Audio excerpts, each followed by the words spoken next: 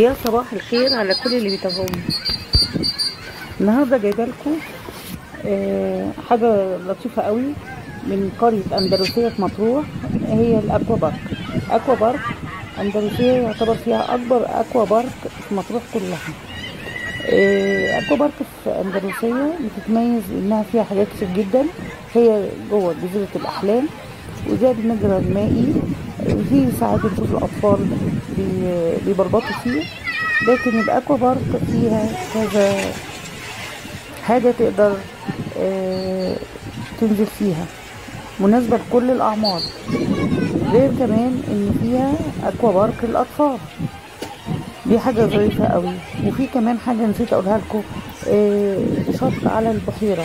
طبعا احنا عارفين ان قريه اندلسيه ما فيهاش بحر صالح للنزول او ممهد للنزول، فالإدارة عملت بحيرة صناعية من مية البحر جوه القرية، وعليها شط تقدر تستغنى عن الشط المفتوح ومخاطره وتنزل على البحيرة الصناعية.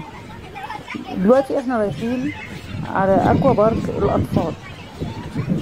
اكوا بارك الاطفال وفيها كمان جنبها الشلالات الصناعية للاطفال.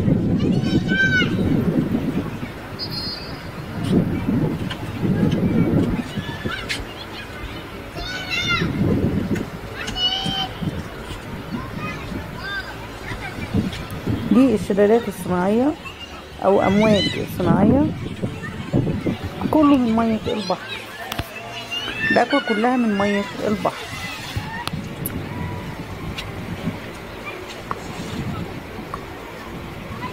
ولادك هيتمتعوا قدامك وانت مطمن عليهم.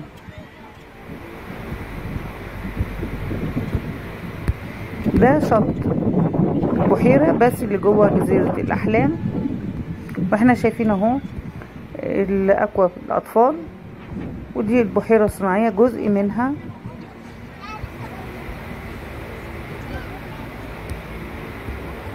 وفيها نزول برضو لأنها مية طبيعية من مية البحر.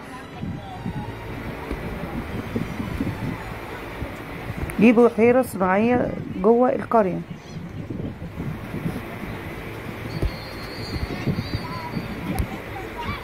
ان شاء الله تتمتعوا باجازة سعيدة وتزورونا وتصيفوا معانا كل سنة. لو اول مرة تشوف قناتنا ما تنساش تدعمنا بلايك وكومنت، وقولنا تحب نجيب لكم ايه في الفيديو الجاي.